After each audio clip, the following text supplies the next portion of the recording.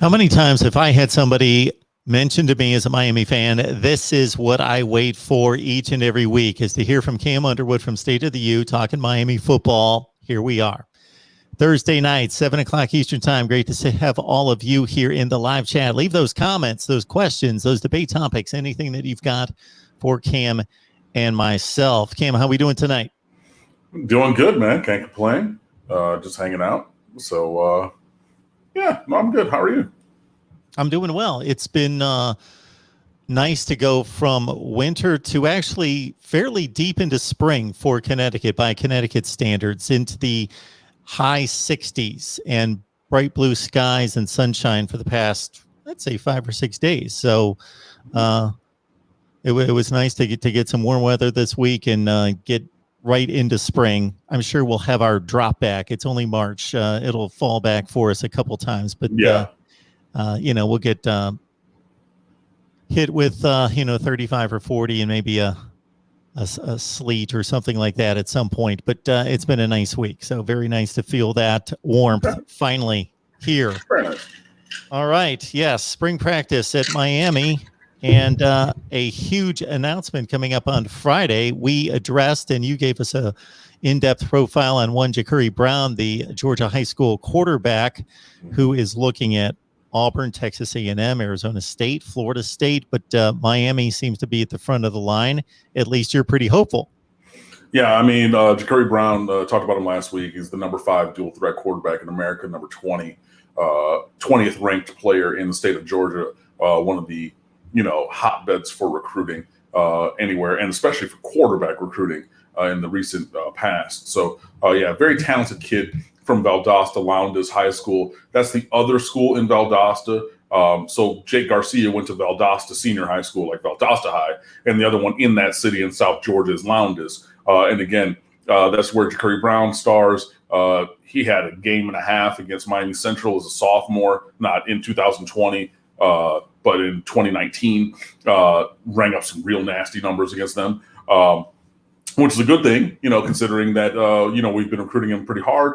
He took a visit down to Coral Gables last weekend with Isaiah Bond, another Georgia-based player who's an athlete. We're looking at him at receiver. Could also find a home in the defensive backfield just with his length and speed and talent. But I think that we're looking at him on offense. But yeah, the story here is JACURRI Brown. He's committing on CBS Sports HQ, I believe, tomorrow morning at like 9:30ish. And I fully expect that choice, that announcement, to be Miami. He's a big kid. He's 6'4", 205, has the frame to be 220, 225, live arm. Not the most accurate guy right now in his development as a passer. Very athletic, dynamic runner. He's run for more than 1,000 yards in each of the last 2 high school football seasons. So he's a dual threat guy, a guy who can, beat you with his arm. He can also beat you with his legs. But he is also a little bit of a developmental player, whereas he's not going to step in day one and play here in Miami, but he does have the potential down the line. There was Andrew Ivins updated his recruiting comparison for JACURRI Brown, and he mentioned Hendon Hooker, who played at Virginia Tech, coming out of high school. I know some people might be off-put by that comparison, and I mean, I get it on the surface. Like, if you're thinking about the end product of Hendon Hooker, that might not be what you desire for JACURRI Brown, but at the similar stage of development, that is a pretty fair comparison. A tall kid, 6'4", 6'5", I think Hendon Hooker was, live arm, not necessarily the most accurate passer, but definitely developing. JACURRI Brown has already gotten an invite to the Elite 11 quarterback camp. He's a guy who has, thousands and thousands of yards of total offense to his credit. A couple state championships, I want to say, down there in Georgia and everything. So very talented guy. And, he's the kind of high risk, high reward prospect that Miami can take now at quarterback, because you have, Tyler Van Dyke, who's looking like he's taking a step forward because he's running with the ones pretty much exclusively right now in the spring. You have Jake Garcia, who's still nursing a little bit of that foot injury from the end of his high school season. So he's a little limited right now, but he has electric arm talent, and he's a guy who could probably step into the conversation for the competition for quarterback before the 2022 season. And then Peyton Matoka, he's a program player here in Miami. I don't think that he should start, or I don't think that he's going to start here eventually, but he raises the floor for the ceiling or for the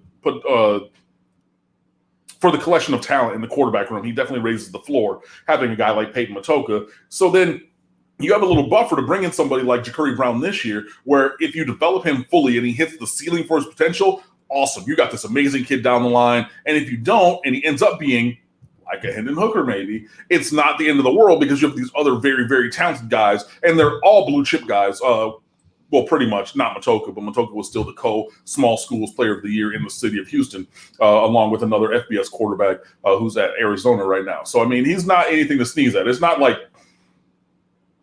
Preston Dewey or somebody who came to Miami out of Texas from a small school in the Dallas area. But yeah, so yeah, JACURRI Brown, you should be excited about that. He's a blue chip guy. He's going to be only the second. Nice Rush Probst. I don't know who made that fake account, but that's awesome. Yeah, he's pretty much going to be about the first commitment in the class. There is Brandon Cleveland, the defensive tackle, who's still in this class, but he may or may not get processed out. So for me, you're starting fresh from 0 commitments right now, looking at JACURRI Brown as your blue chip quarterback in the class, and then you start to build out the rest of the group from there. This past week, I put up the numbers and needs on State of the U. It's a couple months late in its publishing, and because I do that every cycle at the beginning and say, okay, how many players to each position, to build up, an optimal roster. I only assigned 19 scholarships in this class. You're down to 24 because Cody Brown has to count forward, the Tennessee former signee who then flipped to Miami after being let out of his NLI. So that takes one off the top from 25 to 24. And then of those 24, I only assign 19. So you can go and have best available, pick up those 5 slots. And most teams, including Miami, are keeping some slots open for some transfer guys. So if we get 19 high school guys or 20 and then, or whatever, the balance of that's going to be between these 24, between transfer portal guys, which, Miami has used very, very well. So you're going to have those, and then also the high school recruits. I think that's a way to really allocate the resources that you're going to have in terms of scholarships well, and that's going to really start at 9:30 in the morning, hopefully tomorrow, when JACURRI Brown, as I believe, is going to commit to Miami, and we build from there. Good to see familiar faces and names in the live chat all over the place with the likes of John Sarian. Eddie, good to see you. The Rod Farva. Don't want to miss anyone here, but I'm sure I will, of course. Jordan Bowman, D-Rock Irish, so forth and so on. Ronan, good to see you as well. Lewis, great to see you in the live chat. You guys produce the show. When it comes right down to it, I've got all sorts of questions and topics I would like to throw at Can and have us mix it up, or either have him take off on his insight into Miami football. But ultimately, you guys produce the live show because I'm going to take your comments directly to Cam. All right. We've got an offensive line situation, which obviously this has been a position of trouble in recent years, but getting better. So a couple familiar names here, guys with experience. DJ Scaife moving to tackle, and Navon Donaldson, who we missed last season, of course, but with a wealth of talent as an all-ACC performer, going to right guard. Yeah, so moving Navon Donaldson back in to the lineup. Let me align my computer more. There we go. Sorry. I figured I'd sit back because I had this recliner, so instead of leaning forward, but whatever. We're used to you being right on the edge of your chair, right? Yeah. I mean, usually I might lean back up if I'm getting, into it and everything. But yeah, it was a long day at the secret day job, so I'm gonna lean back just a touch.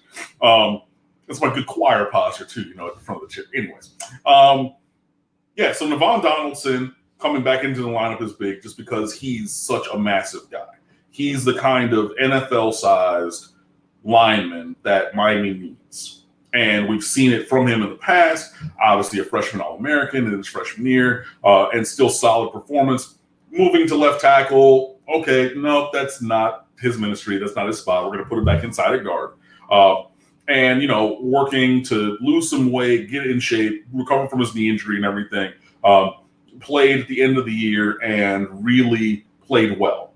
And he helps the run game so much. And we're seeing that and hearing about that in practice. These running backs are really taking a step forward. They're having room to operate. And that's because you add back a guy like Navon Donaldson. And that's his main skill set. Pass protection also, but you're really, really, really, really talking about the run game with him. So that's going to kick out DJ Scaife, to right guard or right tackle. So now you have a competition there between Jared Williams and DJ Scaife. And Scaife has played almost every position on the offensive line in his time here at Miami. He started a lot of games. So you got, two guys battling at right tackle who have game experience. I mean, Jared Williams is a 24-year-old, 60-year senior, So he has a wealth of experience. He's already played 4 years of he redshirted and played 4, and then, everybody was able to come back if they wanted, so he came back. So, you got a veteran guy like that, more of a pass protector and kind of I'll get in the way guy in the run game versus a DJ Scaife who has more of a balanced kind of skill set there. But that's going to be a battle to watch. You have Donaldson at right guard. You're going to be between Ja'Kai Clark, who's really reshaped his body, and Jalen Rivers, the blue chip freshman, super freshman. I don't know what to call him, but he was in the 2020 signing class. Didn't really play much last year. So he's a super freshman, redshirt freshman. I don't know, but super freshman guy. But he's another, 6'6", 325, 330-pound dude. So you got another, SEC, NFL-sized guard if you go with him there. So that's going to be battle at left guard. You got Donaldson pretty much entrenched at right guard. You got 2 veteran guys at right tackle. You got Zion Nelson, who pretty much is locked down that left tackle job. You got Corey Gaynor at center, and so, you got, 8 guys for 5 spots, legitimately, at this point?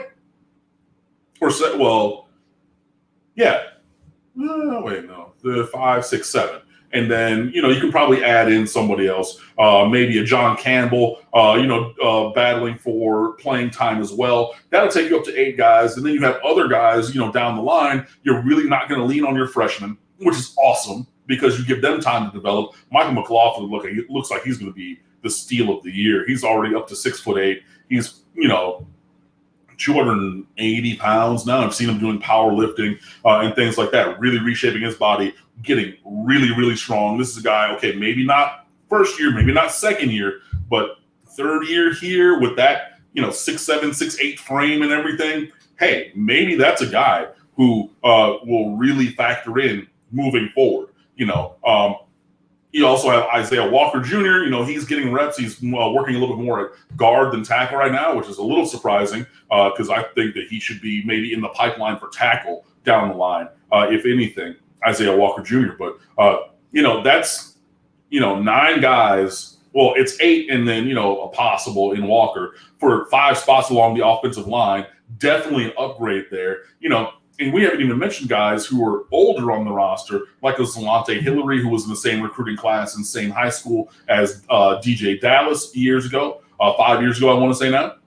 And then Kylian Herbert, who's another 4-star from American Heritage, one of the very few, if only guys, one of the very few guys we've gotten from American Heritage recently. And he was a blue chip recruit. And I didn't even mention him until 10th, 11th.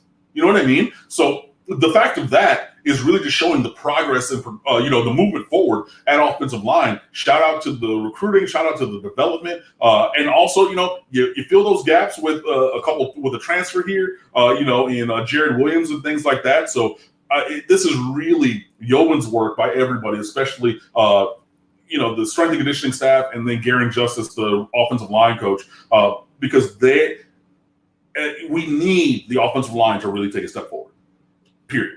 Just to be where we want to be. And I think that we're seeing that. And in terms of the number of players and and their performance right now, I'm optimistic that what we see on the field in the fall is going to be a big step forward in terms of the offensive line for the Miami Hurricanes.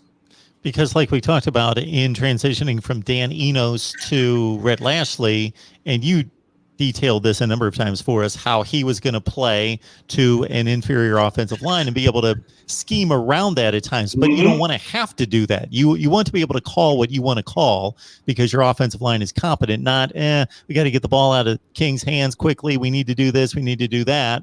Trick people. Rather than when you want to mash somebody, you should be able to mash them if you're Miami. And we did, but the team that we mashed was UAB, and then Florida State, but Florida State was garbage. So, I mean, but other than, I mean, yeah, but like, think about it. Like, when did we lean on somebody? It really was, it took into the second half against Louisville when we figured out, that mismatch in the secondary thing. So we created the space up the offense's right, defense's left, and had those 2 touchdowns on back-to-back 75-yard plays. But like, just sitting there and leaning on somebody, there wasn't a lot of that, and you're going to want to have that. And then just a lot of negative performance from the offensive line was covered by De'Aaron King doing De'Aaron King things. You know what I mean? Even in that UAB game, that one where he had the half spin one way, half spin the other way, and then he's up, for 28 yards or whatever it was on that run. That was a singular play made by a singular player. That wasn't great.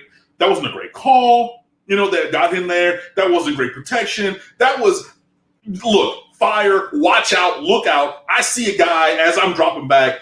Okay, I'm going to do something because I have the ability singularly to do something to overcome that.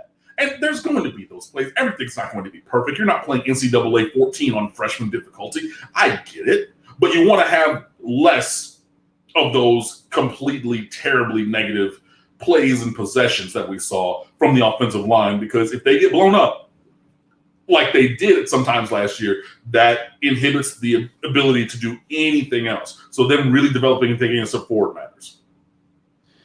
Cheryl, we so much appreciate you moderating the chat and these knuckleheads in the chat. And when I say knuckleheads, I hope you guys know that that's an affectionate term. But you knuckleheads in the chat, Cheryl, thank you so much for moderating. Cheryl needs some help. So we've got 9. We technically have 9 moderators here at the Voice of College Football, but Cheryl's the only one that shows up and does the job. So she needs some help. So if you would like to be a moderator, please let me know. Also, if you want a free Miami mask, there's about 35 teams available, but of course, we're featuring Miami here. If you'd like a Miami mask or any other team of your choice, we've got just about everyone, any major team covered with about 35. Go to voiceofcollegefootball.com, register right there, right at the top of the page, register for free.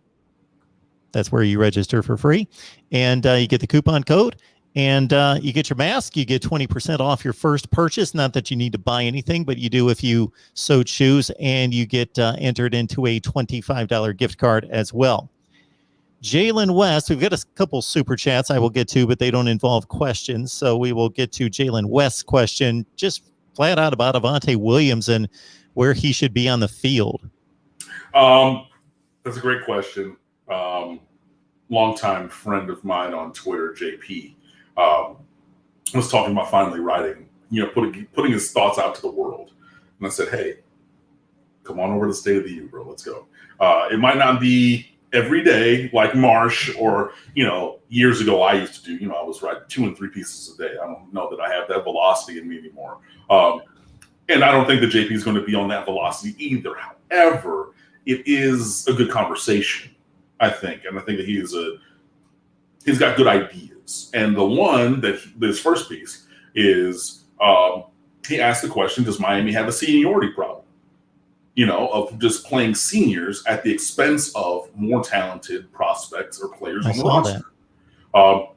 Which I believe to be a good question. And I mean, look, I can curate what goes up on the website. But when JP and I were talking about this in DMs, I was like, yo, yes, write that, do that, say that. Because I agree that sometimes Miami has not necessarily gone the right way in terms of who they played. I said this every time I came on here about linebacker last year. And JP wrote that as well, talking about, if we have these athletic guys, why are we not playing? And we needed to upgrade the athleticism of that position. Why then are we not playing these guys and then having an inferior product on the field? Things like that mismatch kind of a thing, at least clearly to my eye at that position. And there's others. And so in there, and JP loves Avante Williams. And I mean, he's the number 2 safety in America a couple years ago. He's a game changer in the secondary. And I think that eventually, even in this season, you're going to see, like years ago, when Miami was playing substandard players. And again, they're fine people. I'm not saying anything to impugn them as people. I'm talking about their performance on the football field because we're talking about football. So I'm going to be critical of their performance in football. And if you don't like it, tough cookies. But if you're playing A.J. Highsmith and Nantambu Kilfentress, when you have NFL players on the roster, Rayshawn Jenkins, Deion Bush, and Jamal Carter at the time, and you're playing these other two dudes who went pro in something other than sports. And look, that's perfectly fine. Go and do that. But if we're here to win football games, I need you to play the best players. And you have 3 NFL players on the squad at that time, at that position, and made the choice to play other guys. Dallas Crawford, instead, he's not an NFL safety. These other guys, Rayshon Jenkins just got another new contract. But he's sitting on the bench at Miami for guys who are not as good. So I think that you're going to see potentially some of that in the secondary, especially at safety, even this year with Avante Williams, maybe being behind a guy like Amari Carter. And look, Amari Carter is a 5th-year senior. He's coming back. Yes, he's a great leader. He's a captain of the team. He's was he valedictorian of his high school, Palm Beach Gardens, or very high up there academically, great with community service, all those things. But where we thought his performance was going to be and where it has been is not the same. So now I'm just going to defer to this 5th-year senior as opposed to this guy who's been here for a year. Yeah, he had to battle through his undisclosed medical injury and everything, but he's flying around and things like that, and he has the ability to be a game changer from now. I'm going to need that guy to play. You got Bubba Bolden, who looked like one of the best defensive players, handful in America through the first half of the season, had a couple injuries, his performance tailed off, but 21's going to start at safety. So who are you going to put next to him? You're going to put Tay? You're going to give James Williams some snaps? Cam Kinchins? You know what I mean? Brian Balen? And he was fighting for snaps, and he's a guy I know who's a lower-ranked guy in terms of your star rankings and everything. But when push came to shove, and we needed guys to take snaps last year as freshmen, he's a guy who did that. You know what I mean? And you got other guys on this roster as well. Gervin Hall has not necessarily lived up to his recruiting profile. Does he take a step forward, or does he get passed up by these other guys as well? But in specific with Avante Williams, I believe that at a minimum, Avante Williams should be a staple on all 4 special teams. That's kickoff, return and coverage, punt return and coverage. Number 15 on defense, Avante Williams, he should be there and starring on all 4 of those specials. Because, field goals and extra points, I don't necessarily need them out there because you're only going to have the 9 guys blocking, fine. But the return and coverage units, 15 should be out there and working his way into the base defense rotation. That, for me, is what I see for him. And, okay, it might take him a third or halfway through the season to really start to see some more of those snaps from these veteran players. But, again, I need the best players on the field. And from all reports and everything, Avante Williams is looking like one of the better players on defense right now in the spring and everything. Then that means that T-Rob and Manny Diaz and everybody on the defensive side of the ball needs to continue to coach this guy up and unlock that amazing ability that made him a top 50 recruit in America, the number 2 safety overall in America, instead of having him on the sideline waiting and watching. Because, again, I don't want that situation where we're playing substandard players while there are NFL caliber guys at that same position sitting on the bench. No, thank you. Play the guys who you should play. And I believe that Avante Williams is going to prove himself to be one of those guys in addition to his starring role on all 4 specials throughout the course of this season. That's what I think that he should be. It's hard for me to imagine when the stakes are as high as they are at a major program like Miami that head coaches that make $3 and $4 and $5 million a year, assistant coaches who make now close to $1 million a year that are in that $300,000 to $800,000 range, coordinators especially, would make decisions in favor of seniority instead of putting the best player on the field that is going to ultimately save them their jobs.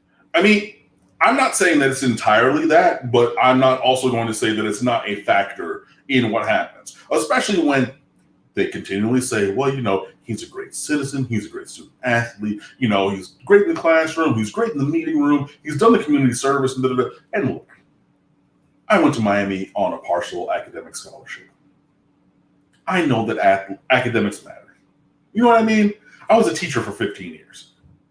I've done my community service. I continue to do community service. I understand that being a good citizen and all those things matter in life, and that's great. But if I'm not good enough at my job, somebody else is going to have my job to do. Apart from being a studious person and all those things, if I'm not good enough at the congress of my job, then somebody else is going to have that job. So I don't want to hear about those things, and the coaches continue to mention those things. And, they play the depth chart games.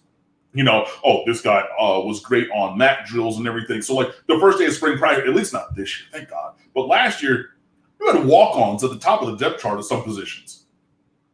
Really? At Miami? Get out of here. Get out of here. Get out of here. No, I don't want to hear that. So I'm not saying that it's entirely the basis of the foundation for the decision. But if the coaches keep saying that it is part of their evaluative metric, then I'm going to trust them at their word that it matters somewhere down the line of their decision-making process. Chuck Mo Beer, appreciate you being here all the time. Appreciate that super chat contribution as well. Thank you so much for that. Chuck Mo Beer, a regular here on our live chat and discussion with Cam Underwood. State of the U, head on over there. That's where I got a lot of my notes for today's show as well. Cam brought up a couple articles that I certainly referenced today regarding the JACURRI Brown announcement that's coming out on Friday, and then the seniority article as well. I looked at both of those, so head on over to State of the U on SB Nation. So Chuck Mo Beer, hello Mark, hello Cam. Great content as always. Let's go Canes. And again, please smash the like button. There are so many ways you can contribute to the channel, but let's start with that. Please hit the like button. Mike Williams, thank you for the super chat as well. We'll get that to the screen in just a second. But first, he's making a comparison, or maybe not necessarily a comparison between 2020 or 2021 and 2002's offensive talent, but maybe that the offensive talent that we're going to see this year compares favorably with any team since 02. And I see the wheels churning in terms of running through running backs and wide receivers and offensive line, the whole deal, to see most talented offense. It's up there. It's up there. I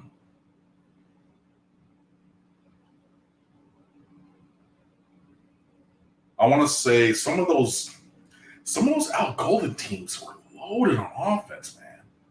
Like that, was it 12-13? Somewhere in there? Because Tracy Howard, that class was 2012, so that was when Malcolm Lewis had the ankle thing at Georgia Tech his freshman year. That team was loaded. 13 was pretty loaded. And again, you're going to have Duke Johnson as the running back on that team as well. He's in there. You had Mike James in there. You had some tight ends who went to the league. Clive Walford, Asante Cleveland. You had a bunch of offensive linemen who were still in the league. Your Eric Flowers was that same class because he was a high school teammate of Duke Johnson. You had John Feliciano. You had Danny Isadora from Weston Cypress Bay, who ended up being second team All ACC as a fifth-year senior, and he got drafted. That's a good thing to bring up, Mike. And maybe that's a thing that I'll look at a little bit further. But off the top of my head, I'm not sure that we can say that it is it's not at the top of the list because of a proven player at tight end. And let me stop you guys. I know you're going to say, wait, but Will Mallory, yeah. But where Will Mallory is and where Brevin Jordan was as college players is very different. And I think that Will Mallory might potentially even have a higher ceiling as a pro tight end compared to Brevin Jordan. But returning at tight end, I don't know that you have the star power that some of these other teams have had. And at wide receiver, the blue chip talent in that room is palpable. But those with a history of performance to the level it needs to be is, Mike Harley for a season and a half. And that wasn't even a full season in that season and a half for him because it was half a season last year, half a season the year before, and part of a couple other, game here, game there, to get to those 18 games of really top level performance from him. So that's a season and a half over the course of 4 years.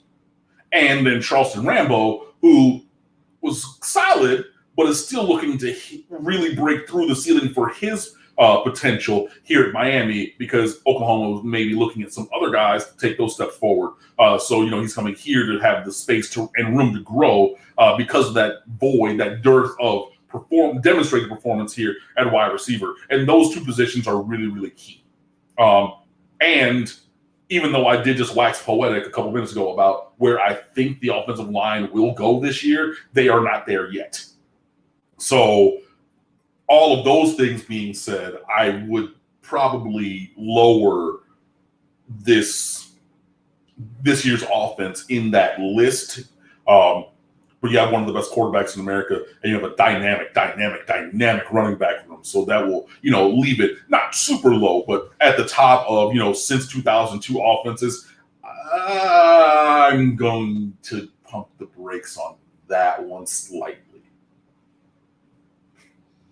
Appreciate everyone who's encouraging others to hit the like button. Share these videos on social media. So whether that's being on Twitter and seeing when we tweet out before the show that, hey, we're coming on at 7 o'clock, and grab that link and send it out. It's just MarkRogersTV.com because we've got that sent right back to the YouTube channel.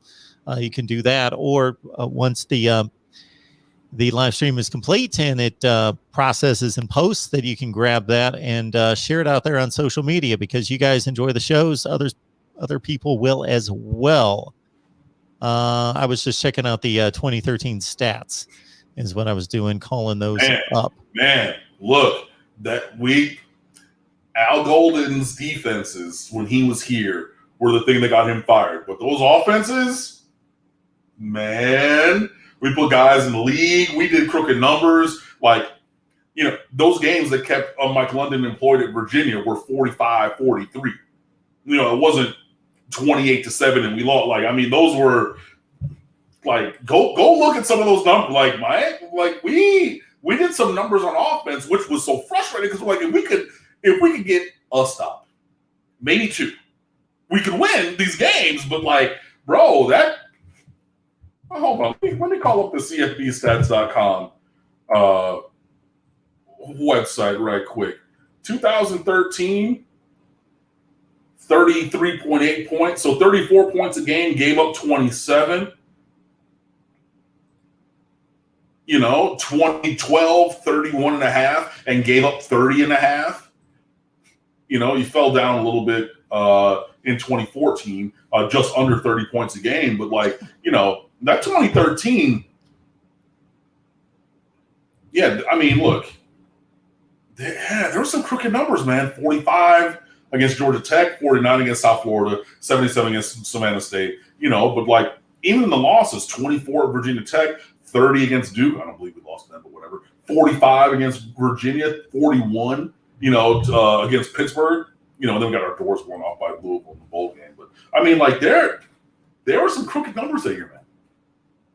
I know that's Duke, but that was a different Duke team. But that was a ranked Duke team. Exactly. They won the division. They went to the ACC championship game that year. They were good. Yeah. I'm not saying they should beat Miami, but still, they were better than just about most of those teams. And they still put up 30 in that loss, is my point. I think the other thing to consider when Cam outlines these scores, and they don't sound very crazy, well, we are here 8 years later, going into a football season 8 years later, and I wish I had the numbers at the top of my head, but they are fairly substantial if you understand averages. There are tons more points being scored in college football today. Yeah. So when you had a 35-31 game 8 or 9 years ago, it's different than a 35-31 being fairly pedestrian or standard today. Alabama was trotting out defenses at the beginning of the Nick Saban era that was holding teams to an average of less than 10 points per game. They're still churning out just as many defensive players to the NFL, but they can't hold teams down like that. It's just a different game very quickly has become.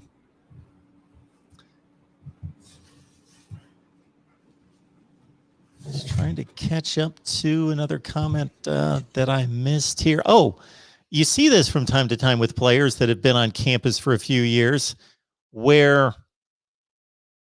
and hopefully Cam's with us, there we go, where a player, even if he's a fairly impactful player, just takes that extra step. And you don't even need to see it on the field. The coaches comment about it, and you just see the dude walking around, and he just looks like, okay, he went from being, these guys are all real athletes, to just a specimen. Like he really stepped it up in the weight room. And that comment's being made here about Gilbert Frierson. Frierson looks good, man.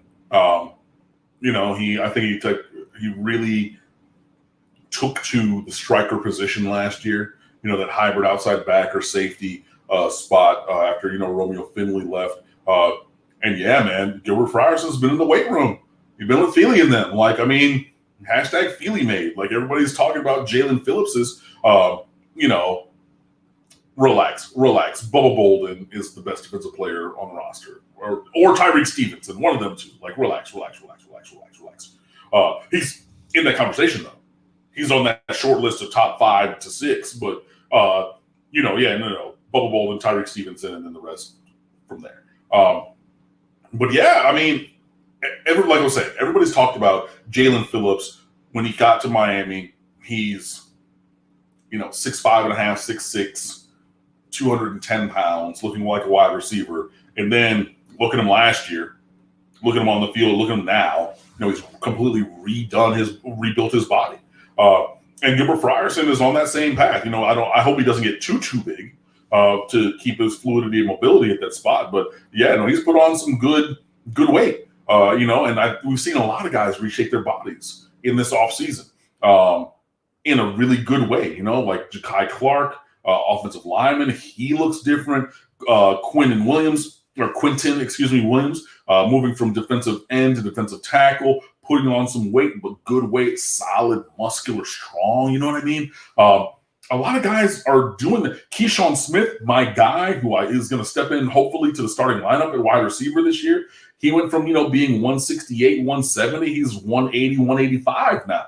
At 6'1", he just has that physicality where he can, fight through defenders. And if there's a point of contested catch, which he's already been on SportsCenter from his time in San Diego and Lincoln High School for making these acrobatic catches. Hey, man, he can do that now, not just be acrobatic, but also be physical at the point of the catch. So there's a lot of guys who have done a lot of good work, and I really am excited to see that. But we're still on that path forward, with them. But yeah, that off-season time, after the season, when you had to have, the spring, before spring ball to lift and everything to reshape your body in workouts, a lot of guys have actually taken positive advantage of that. And, you're going to see that in most programs in America. You're going to take your nutrition seriously. You're going to take your weightlifting program with your group and all the workouts very seriously. And we're starting to see that, obviously, with the guys on the field. Like you're saying, you look at a picture of Gilbert Frierson, it is noticeable that he has reworked his body, and that's good. Folks, you can get your favorite team on a mask, whether that's Miami or we've got about 35 teams available. Just go to voiceofcollegefootball.com. And even if you don't want a mask, just help us build the channel and pump up the site that we've launched here about 6 weeks ago, voiceofcollegefootball.com. Register for free up at the top.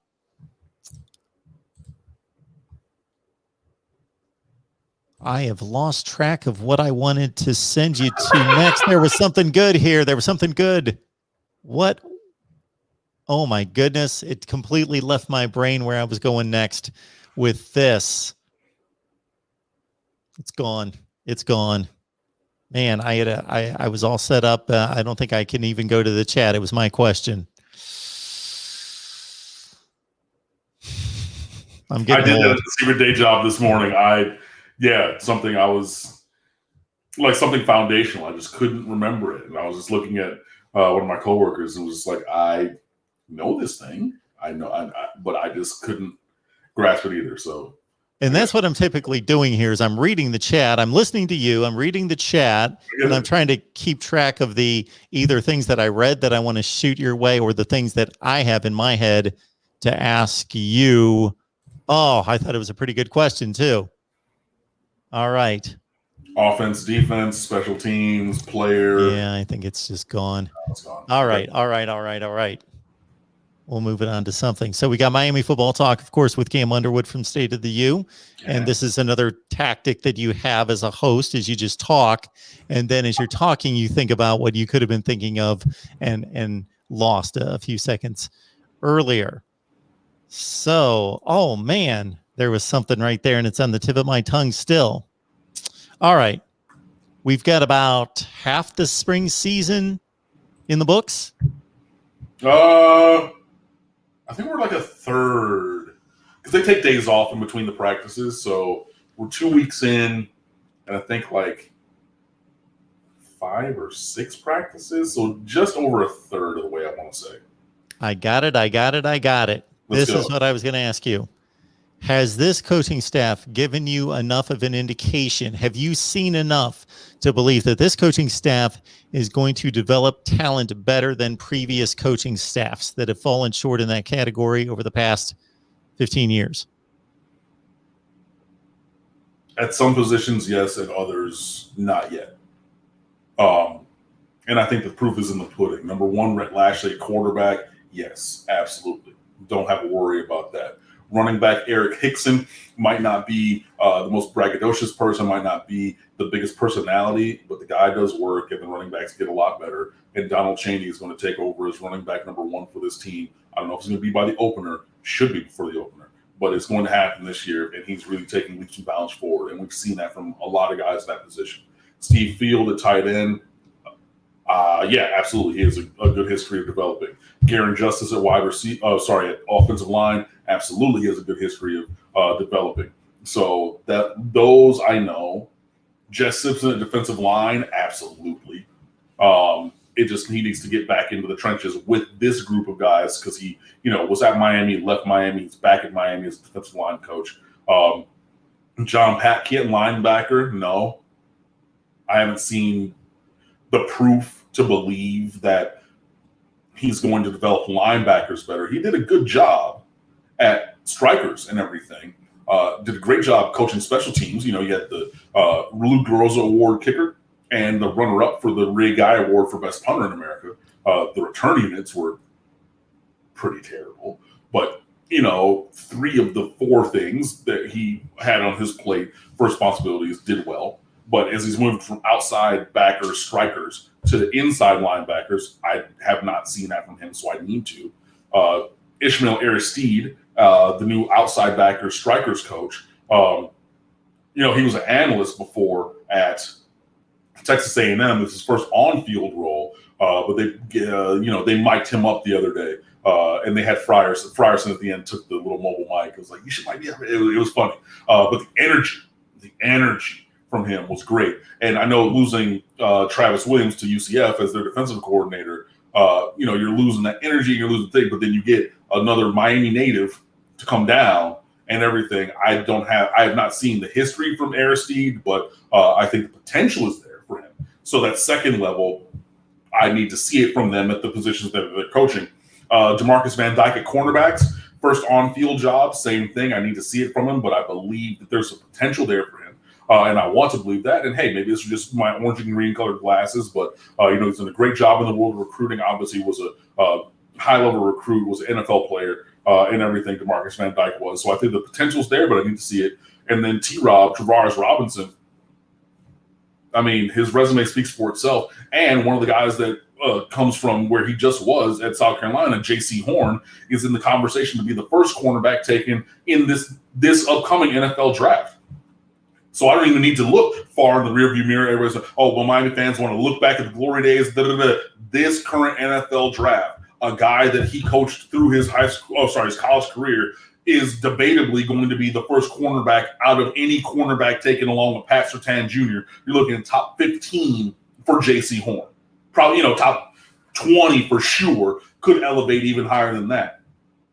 And that's just the one right now, not even going down the litany list of everybody else that he's coached and developed. You know what I mean? Yeah, I'm good with it.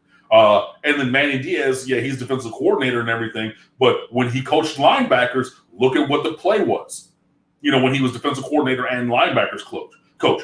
Shaq Quarterman, Mike Pinckney, the beginning of Zach McCloud's career, and I know he's had an uneven career here at Miami, but all 3 of those guys started as freshmen, sophomores, and juniors. And you look at freshmen and sophomore years, Zach McCloud's over there making plays, smacking people in the mouth, because Manny Diaz was his position coach. So in some areas, yes. In other areas, I would say that maybe the grade would be incomplete.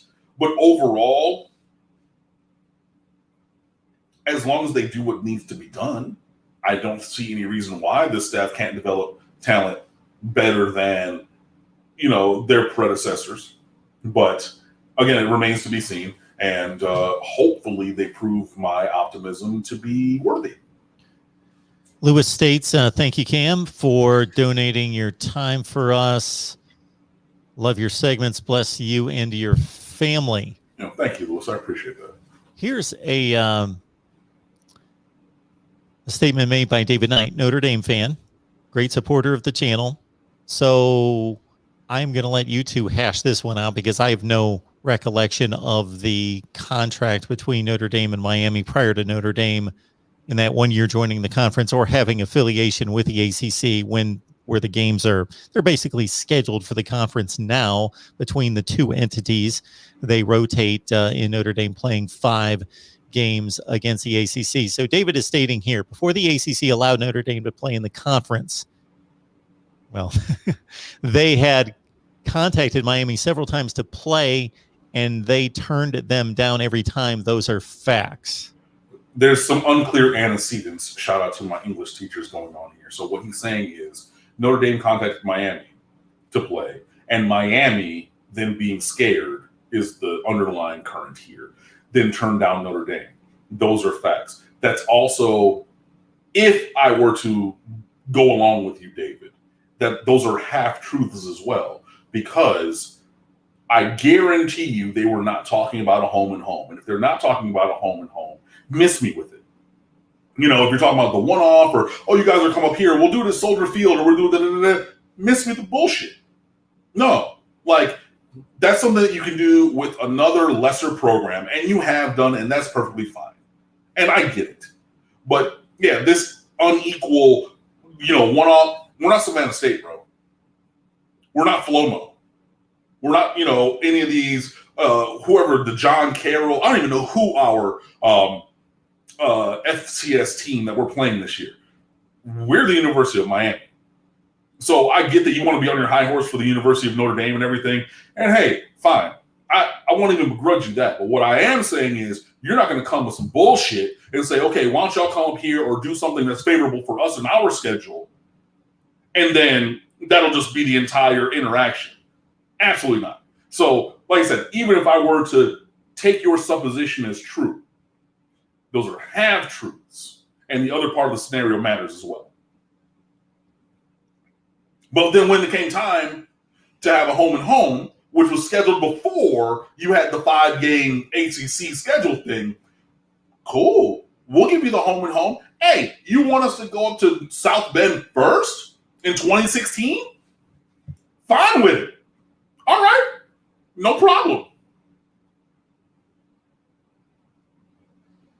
Hey, guys, thank you so much for the contributions here. Mike Williams, again, thank you. We appreciate that. Mike, for a second time tonight, appreciate that. No question, no comment, just supporting. Thank you so much, Michael. Appreciate that. And also, we got the super sticker, whatever that is. We appreciate it. Thank you so much from Falcon ERX with the super sticker as well. So... and I've done it again where I've lost track of what was in my head. Here we go. Quick question for Cam. JT Sounds saved me.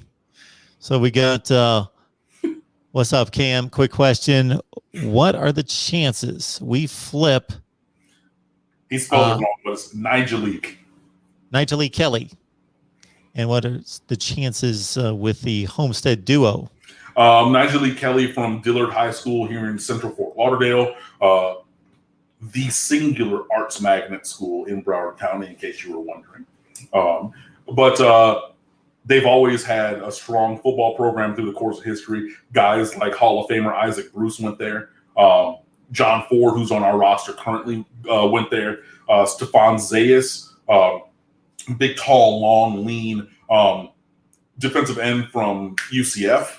Was on the same team, same defensive line as John Ford. And there was another guy who ended up going FCS to a HBCU who was on that defensive line who was real good as well. So, I tell you to tell, that's a traditional power program. Maybe not your St. Thomas Aquinas kind of power program, but Dillard is a legacy program here in Fort Lauderdale. So Nigelique Kelly is the next great defensive end or defensive lineman along the lines of, those guys who I mentioned, the Stephon Zayas, who was 6'5", but 180 pounds, 190 pounds in high school before finally getting in the college weight room. Nigel Kelly's bigger than that. He's a 4-star kind of kid. He has visited virtually with Miami. So I think that there is a chance there that Miami can come in and flip, especially with what we've done on the defensive line, particularly with defensive ends. You're going to have 2 first-rounders, and then, in Jalen Phillips and Gregory Rousseau. Then you're going to have another guy in Quincy Roche, who should be top 75, if not higher than that, in this same draft. You got length, talent, athleticism, and then you got a great coach in Jess Simpson, who's developed all kinds of guys who are already in the NFL, and then these current guys who are stepping up as well. So there is the potential for that. So that's Nigel Kelly, the first part of his question. The second part of his question was the Homestead duo, that being Dante Anderson and the defensive tackle kid, Daniel Lyons. Homestead, that, who's from Homestead? Antrell Roll went to South Dade, but that's the rival school in the city of Homestead. We've had other guys from Homestead Senior High School come to Miami. So it's a defensive end and a defensive tackle, Anderson being the end and Lyons being the defensive tackle. It really comes down to what we're looking for, I think. I would take Dante Anderson. There are some guys on the list that I would like before him, to be perfectly honest. But he's not a guy who I would not take at Miami.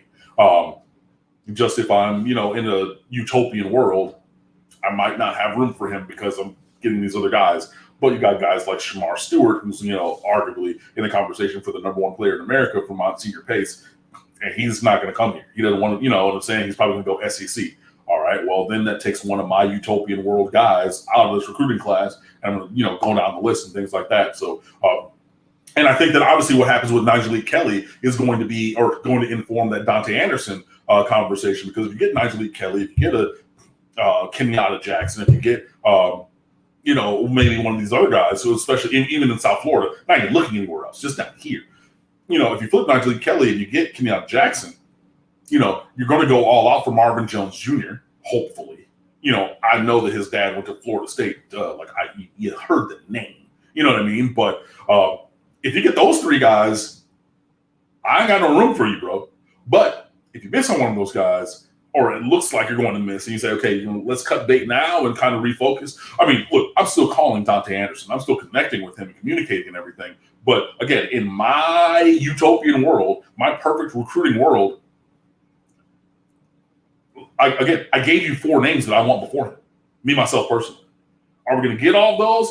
No, we're not going to get all 4 of those. But even if I get 3 of those 4, I've already hit my number. I'm good. I'm sorry, I got room for you. And again, that's going to be a thing where you're going to have to make that decision. And again, maybe the coaches like him a little bit more than I do. Maybe things break with another guy and you're like, cool, I'm not getting Marvin Jones Jr. He's already said, thanks, guys. I go to American Heritage guys, other than Nesta and Kylian Herbert and James Williams. Heritage guys don't go to Miami. Cool, I'm not coming. Awesome. So now maybe you're only looking at 2, guys to potentially get, and then you're adding on or looking at a Dante Anderson. So, just those kind of things. And again, you got to make these decisions. You got to make these tough choices. There's too many guys to take everybody, And I was actually just talking with Harrison Tenzer. If you follow my Twitter, you know who he is. He's a Florida Gator fan. He's from down here, went to St. Thomas Aquinas, follows recruiting very well, knows a lot of stuff. But one of his classmates from Aquinas was Elijah Moore, who's at Ole Miss, blowing up, ran a 4.3, 4.40, really elevating where he's going to get drafted and everything. And I'm just like, you have room for him. You know what I mean? It's like, whoa. He's like, oh, if you want to win, put noodles in, referring to Mark Pope's nickname. Coming out of high school, taking Mark Pope over Elijah Moore was absolutely the move you did. I'm sorry. And again, not saying that Elijah Moore was not good or a player who could play here, but if I had to choose at that time between Mark Pope and Elijah Moore, I'm taking Mark Pope. Hands down. You look now, their progressional path and their performance has dictated something else, but that was a tough decision that we had to make Okay, maybe it wasn't between Mark Pope and Elijah Moore. It might have been more D. Wiggins and Elijah Moore, and okay, maybe we went a different way. But D. Wiggins is 6'3", and Elijah Moore is 5'10", and those might have outside constraints or outside factors influencing that decision. Same thing, that similar thing is what I'm talking about with defensive end. You have to place value on these guys, and what you're doing to build this roster. And you're going to have to make these tough choices. And a good player. And again, I gave you 5 names. Kenyatta Jackson, Shamor Stewart, Marvin Jones Jr., Dante Anderson, Nigel Lee Kelly. That's 5 blue chip defensive ends in South Florida this year. We're not going to get all of them. We don't have room to take all of them. So at some point, tough decisions are going to have to be made. Now, our hand could be forced if 3 of those guys say, we're not coming, we focus on the other 2. What happens if you don't get them? Maybe, there's recruiting misses as well. But it's just kind of those things. So I kind of went short story long on that, but that's kind of where my brain is. Dante Anderson is a 6'3", weak side defensive end, 205 pounds, top 20 player in the state, 10th rated at his position, top 161 is his overall rating, 247 Sports.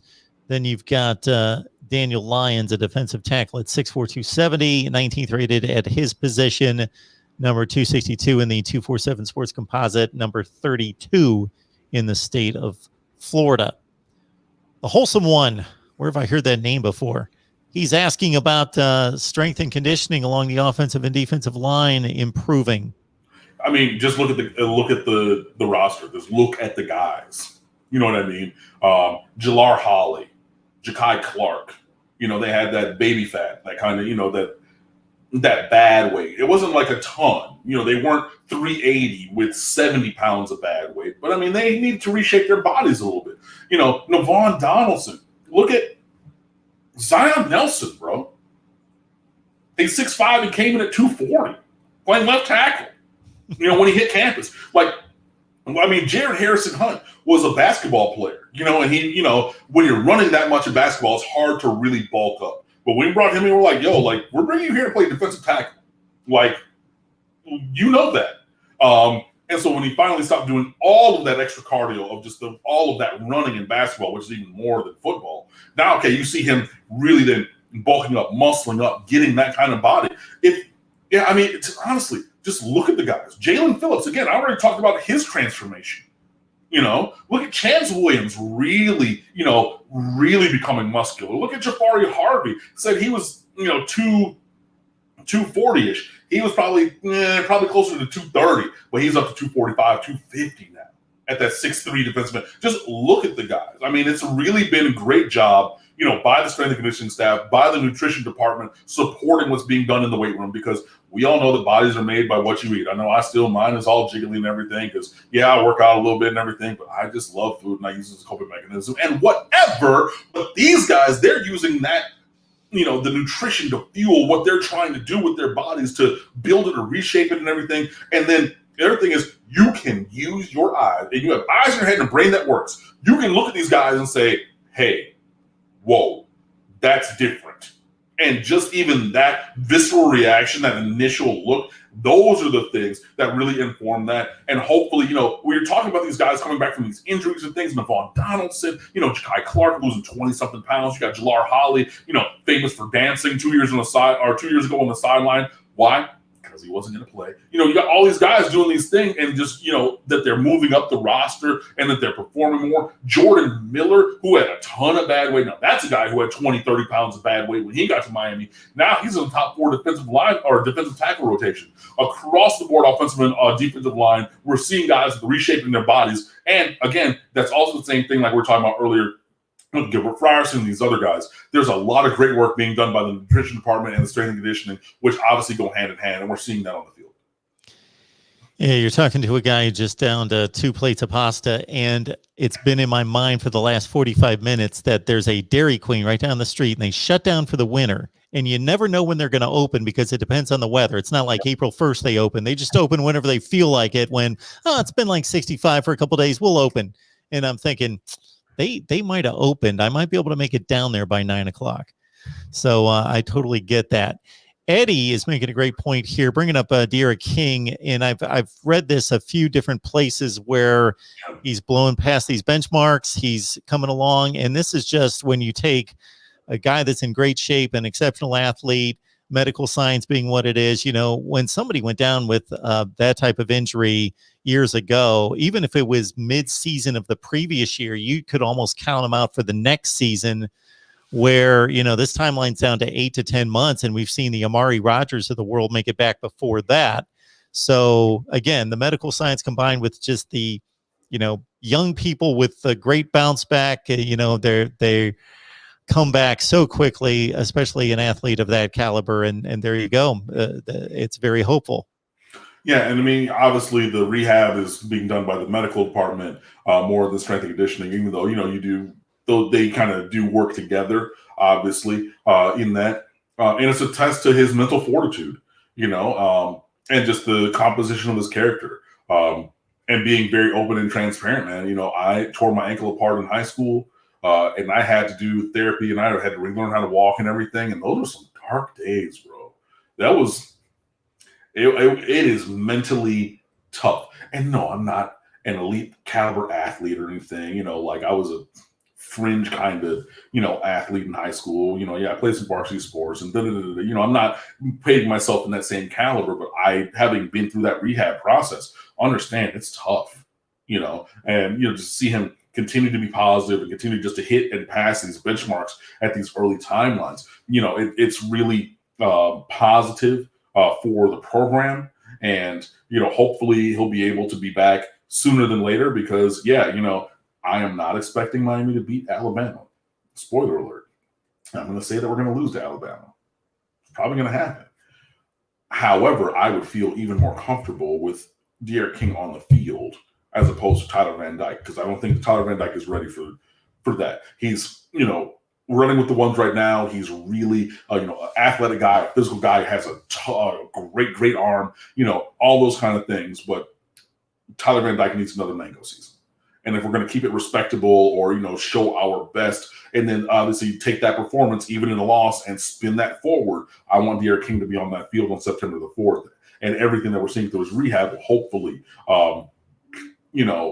have that come to pass. But, like I said, mental fortitude is part of that. And then, just his regenerative ability and, just medical science going forward. So all those things are part of that parcel. And again, like I said, hopefully De'Ara King will be ready for the opener. These guys are all big boys, but certainly it's almost not fair to have a quarterback take his first snaps on a field against the likes of Alabama. You want that Sun Belt game out of conference, that type of an opponent to get those live reps, not just bam, you're getting hit with potentially the best defense in the country. But that's what it may turn out to be, but hopefully not. Cam, just let us know when we need to take off. JT Sounds asking, what chances Amari Carter and Zach McCloud start the season? Then guys more talented than them, Chance Williams, Cam Williams, Avante Williams. I believe that they probably will start the season. Zach McCloud. Zach McCloud will be in the rotation at defensive end because he's officially moved down from backer to D end. I don't know that he'll start, but he'll be in that, top 4 defensive end rotation probably. And Amari Carter, I probably think that he will start. I don't love it. But there's also, there's the glory of being the starter, but then there's also, through the course of time, they've developed this position in baseball that's become revered called the closer, because you need guys to make plays at the end of the game as well. So I know that, these guys starting, it's going to be a point of conversation. And again, and like I said, I talked about it already. My boy JP wrote it on the site. You can go over to StateofU.com and look at this piece about, this might have a seniority problem for that kind of a thing. But it depends on what snaps they take and, who's there in the key leverage situations as well. I would expect both of those guys to be at the top of the rotation, especially at the beginning of the season. But then, we'll see through their performance and how the other guys develop if they're able to wrest some of those snaps away. JT Sounds is always going to hit you up for recruiting prospects. So Omar Graham is the 35th rated outside linebacker in the country, according to 247 Sports Composite. It's 6'1", 205 out of Stranahan, Fort Lauderdale. He's better than that. Yeah. That ranking's going to go up. Or down, whichever way, closer to the number one. I don't know. Not saying it'll be number one, but yeah, his ranking will go in a positive direction. We just got to continue to recruit him and everybody. And this is the thing about South Florida. These Power 5 kids, these top tier kids, will pop up anywhere. You remember years ago there was the Matter Academy in Hialeah. That's where Zach Moss, who ended up at Utah. There were a couple other FBS recruits, Latavius Brini, who ended up kind of fading out and not really doing anything. The other brother, Brini, who was a wide receiver later, Deion Jackson. They transferred somewhere else. Most of them went to Hallandale. But yeah, Matter Academy out the middle of nowhere, all of a sudden they had these guys who were like 3-star, 4-star FBS level recruits. What? Stranahan, that's a good, inner city, metropolitan kind of school. They finally won their first state championship at basketball a couple of years ago. They've been developing that. They've had some good guys come through that program over the course of time. But you wouldn't think, if I'm recruiting South Florida, I need to hit Stranahan. I need to go there for one of the best players that I can get. That's the case this year.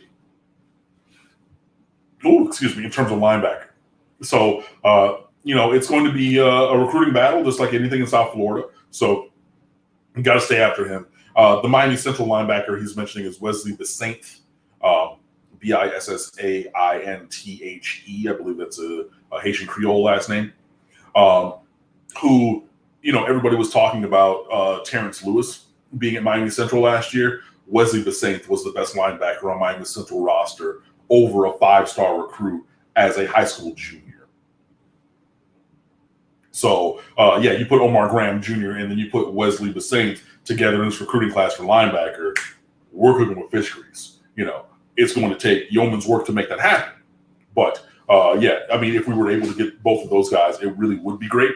But, there's long way to go until you make that happen, especially, like I said, you're probably considering the fact that Miami, for all intents and purposes, has 0 commitments at this very current time. Looks like after a bit of a lull, people are getting fired up about college football again with spring football on the line. We got over 150 on the line. Chuck C. Cam may have addressed some of this, but we appreciate your super chat so much. So we'll get started on this one. Great job, fellas. Thanks, Cam. Saying that there's a chance Jared Williams doesn't start at right tackle. A good sign. What are your thoughts about the offensive line? That means that you've recruited over him or developed someone to be better. It's the Wally Pipp kind of a thing. For those who are not baseball historians, Wally Pipp was the first baseman for the New York Yankees and took a day off to end his at near record consecutive game streak at the time. And that's when Lou Gehrig came into the lineup, never to leave again. And so, Wally Pipp, hey, you lost your job to a better guy. And you gave it up. And it's the kind of, Jared Williams wouldn't necessarily abdicate the position in the same kind of a way. But hey, if it happens, if you were hearing that somebody else developed at a higher rate and has the better ability, that's a bad thing for Jared Williams personally. It's a good thing for this football team and program. If we are not overachieving, but if we're developing guys to be better than other guys, then we should have better players. You know what I mean? I don't really have a dog in the fight. I don't really care who plays, as long as they're the better players. But yeah, if DJ Scaife the first thing is Navon Donaldson going back at guard, that needs to happen. So then you're going to take DJ Scaife, then from guard to tackle. And if that transition now has a better player and Scaife is the better player than Williams, tough cookies, buddy. Be ready if somebody rolls an ankle on a play, you can probably slide in as the backup swing tackle for both left and right. But then that takes a guy who used to be the starter into a top of the rotation backup role, which I can only see as a positive thing. This might be a little bit too involved of a question for tonight, and if so, you just let me know and we'll save it because it's a evergreen type question. But you alluded to a certain high school a few minutes ago being not necessarily being a Miami school. So I would love to hear a breakdown at some point of you kind of running through the major schools in South Florida and where those kids seem to lean and why. Oh, wow. Palm Beach Gardens, Dwyer, those kids go to Florida because their former coach, Jack Daniels, wanted their kids to go to Florida. You had the random guy, Johnny Dixon, who went to O State and everything. But, yeah, that's a feeder school. American Heritage, those kids go all over the place just because it's a high-level prep school, private school kind of thing. You're going to have high-level athletes. The thing about it is most of them are not going to come to Miami, as we saw from, and Mike Rumpf was the head coach there. And so there was that thing about missing out on guys from where you used to coach, with the exceptions that I've already mentioned, Nessa Silvera, Kylian Herbert, and now James Williams in this last class. But more often than not, those guys are going to go elsewhere. St. Thomas Aquinas is a similar kind of a thing. They just have too many guys to really be a feeder school anywhere, although Miami does really well getting guys from Aquinas. Recently, though, Michigan and Florida have been major players there throughout, not super recently because they haven't had a high caliber recruit like that, but Miramar High School, where I used to work, those guys went to West Virginia in droves because the former coach, Damon Cogdell, he went to West Virginia, and then there was that connection and everything. P.S. by the way, that was the first blog I ever wrote, was the Miramar, or the connection between Miramar and Morgantown, West Virginia, which are 1,094 miles apart, I want to say, if what I blogged years and years and years ago. It says, Joey Bosa wasn't going to come here. Like, no, and I hear you, Ronan Jones, but like, there was no need. Like, he made it very clear. Like, we're going where we're going. Dad went there. Uncle went there. We moved from there down here. We're going to Columbus. Like, but that was St. Thomas, but like, again, those guys are going to go everywhere, just because there's so many of them, including the Doomerville cousin, the offensive lineman. He went to LSU this year. You know what I mean? So like, yeah, you're not going to get a feeder from any one program. Miami Central, you're going to get guys who go everywhere. There's a lot of guys who are going to go, FCS from there in terms of their major players. It's really going to be between Miami and FSU for those guys from Miami Central. Every now and then you're going to have other guys pop in. Miami Northwestern, Miami has done very well there. Recently, we did decide to part ways with some guys recently in the last class from Miami Northwestern, and then they landed on their feet going other places like West Virginia, like I previously mentioned. And then you're going to have Texas Tech is going to get a little bit of those guys, of those scraps as well, just because Jimbo was at Florida State, so he has those connections still, in the state of Florida. So you get two guys from Miami Central going out to Texas Tech. Texas A&M. A&M, excuse me, A&M, excuse me. There's another Miami, Booker T. Washington. Those kids are going to go a lot of places. Miami's done well historically at Booker T, but then you also have Florida has got some guys from there, Florida State, the big three, and then, some guys are going to make their way elsewhere. Norland, another one, Miami's done well there, but then also, Isaiah Walker chose Florida from there. There was a linebacker, Emmett Rice, who went to Florida State. I just saw that he tore up his knee or something. So unfortunately for him, but he's a guy from Norland who chose, another big three school. You're going to have that. And then you're going to have the teams that pop up every now and then. So you're going to have your Miami Southridge, when you had Tyreek Stevenson was out there. You have South Dade, and they're going to have, different caliber of players from time to time. Right now, the new hot school of the minute is Miami Palmetto, in that super way south area. They had those five guys. We got two of them in the last class, Leonard Taylor and Rashard Smith. and then Florida got 2 of them. Excuse me. Wait, Corey Collier, did he go to Florida or State? I think he chose Florida. Because his dad went to Florida State. But so then Florida gets 2 of them, and then the 5th one, he went somewhere else. I think he said FIU or something. But his, I think the height of his recruiting, Savion Collins, was as a high school sophomore, and then we kind of fell off.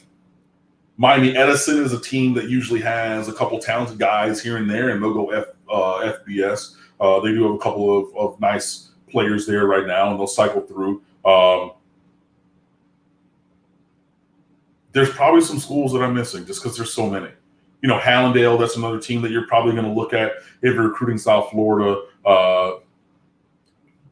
Carroll City, yeah, that's a major team that I missed. They're going to send guys everywhere. Miami has a running back from there, Cam Harris, another running back, the one behind him, Nashawn Wright, went to Florida. You're going to have guys, what's his name? T.Al Jones-Bell, the wide receiver from there, the fast kid. He went to Alabama this last cycle from Carroll City. You're going to have guys from Carroll City going all over the place as well. And there's so many. And like I said, you're going to have your traditional powers, and you're going to have those ones who decide to look. I'm going to call it spade a spade. You're going to have the teams that recruit guys to come over in droves to try to build up their program for a couple of years, strike while the iron's hot, and then it's going to bounce around to another team. How do you think that Flanagan ever won a state championship? You know what I mean? Like Devin Bush and Stanford Samuels, senior, they moved over there. They brought their son, Stanford the third. Oh, sorry. So Stanford Samuels Jr. So S3, and then Devin Bush Jr. And then they brought some of their friends. They recruited some other guys there, and that's how they won. And look, it happens. Miramar recruited when I was there. I know that. I saw these kids coming from under the Dade County Bridge, under the Turnpike Extension, which was the Broward-Dade County line. They get dropped off on the 27 bus. Oh, yeah, the 27 bus the 5 bus on 27th Ave, right there, just south of Broward County. And then they would walk. I saw it. I'm not saying that anybody is clean. Everybody does it. But that's the thing. So there's probably some other teams where it'll pop up, and you have teams at the smaller divisions, and they do it as well. But yeah, I think that a lot of those are some of the high notes in terms of like the powerhouse teams and where those players go traditionally. But obviously the performance of the schools over time will dictate a little bit of where the landing spot's going to be for the super elite recruits as well. And I didn't even mention Chaminade, where Miami's done super great numbers. You have Champagnat Catholic. You have, the list goes on and on, bro. It does.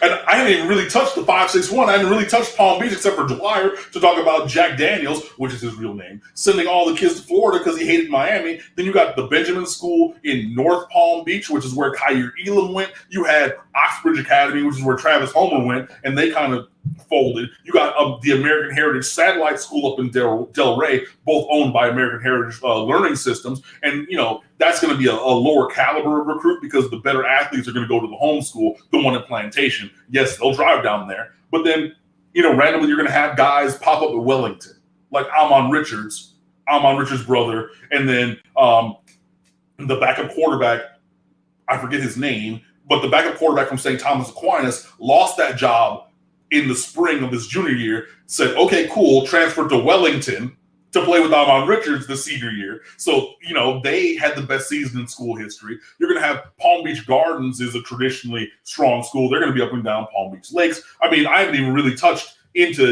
into that area or anything. But, yeah, there's everywhere that you turn. And, look, Pahokee, Glade Central out in the muck.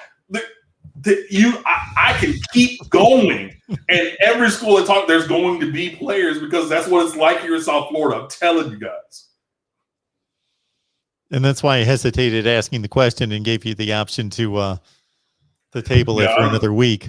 No, that was probably like 7 minutes of just listing schools and oh, that's great. Like that. I love it. Yeah, I mean, no, but this is what we're talking about when we say that there's so many like Miami caliber players or like FBS caliber players down here. I probably named 20, 25, 30 schools and left off a bunch. And again, you could have the one dude at the school, and that could be the guy that they're coming to see. You know what I mean? It's just like there's so much down here. It's crazy. Sasha, thank you so much for the super chat. Hi, Mark. Hi, Cam. Thank you so much for that, Sasha. You got time for one more? I'll go to 8:30. No worries.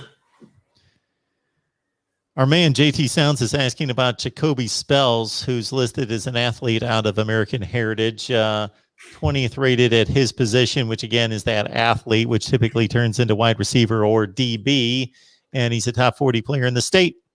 Jacoby Spells, yeah, I think that we would look at him at defensive back more than receiver. And he's a guy with a lot of potential.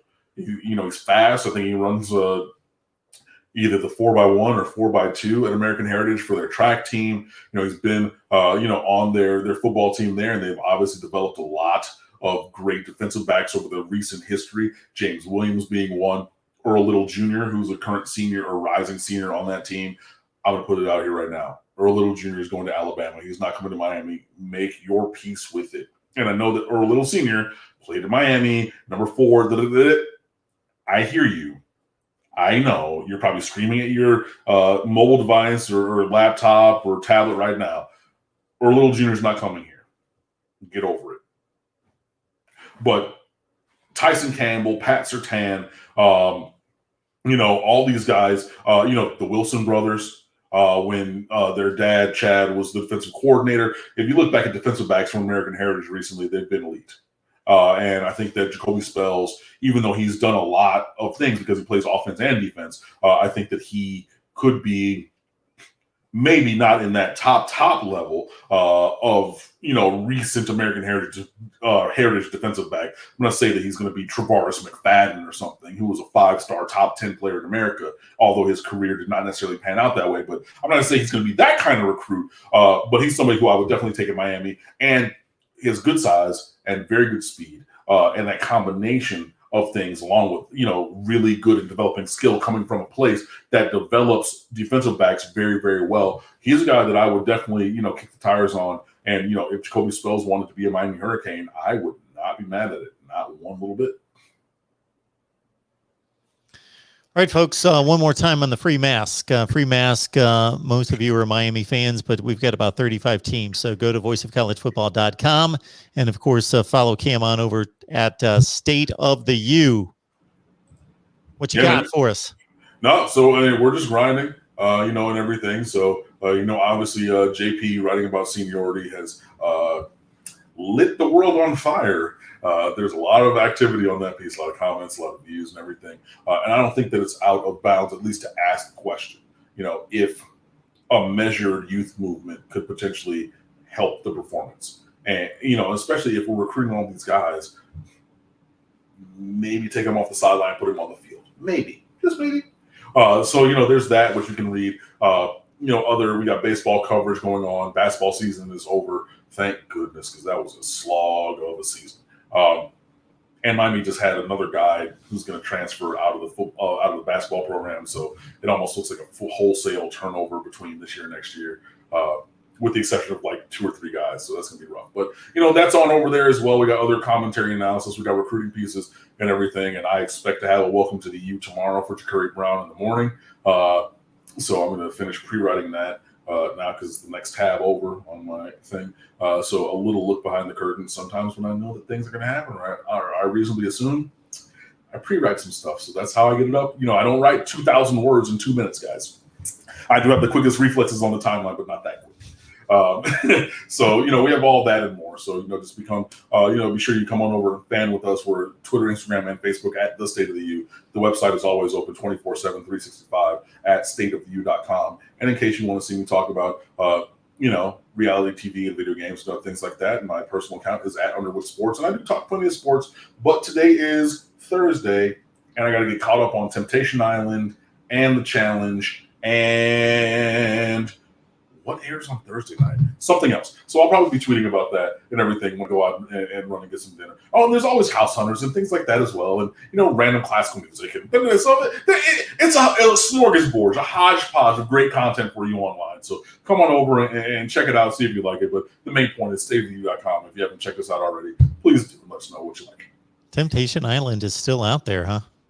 And they rebooted it. Yeah. So they rebooted it, and then this is season 3 of the reboot. 2, 3, 2. Well, I think it's season 2 of the reboot. It's on like USA or something. So, that's on my DVR to get caught up on. So I'm very excited about that. Here's the deal, Miami fans. You've got it locked in here. I appreciate that. We do have a Miami channel. So full disclosure here, we cut up the segments, we cut up the live streams. And so if you don't typically get the live streams and you're not available, if you want to go through everything via topic, then you can do that on the Miami channel. But we also have exclusive, unique content there as well. So if you want the full array of Miami content, please check us out over there as well. All right, Cam, you gave us overtime this week. We appreciate it. Right at 8:30, it was fun. So we'll see next time I see you guys. Have a good stuff, man. Thank you so much. No worries. See ya. All right, everyone. One more time, you get a free mask. You can see that on the banner below. Just go to voiceofcollegefootball.com. And I so much appreciate everybody hopping over there.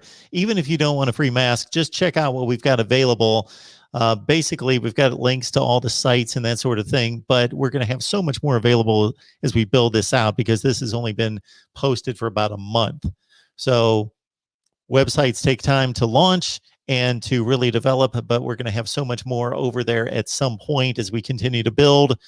But it's a pretty good looking site right now. So check it out, voiceofcollegefootball.com, and please register for free.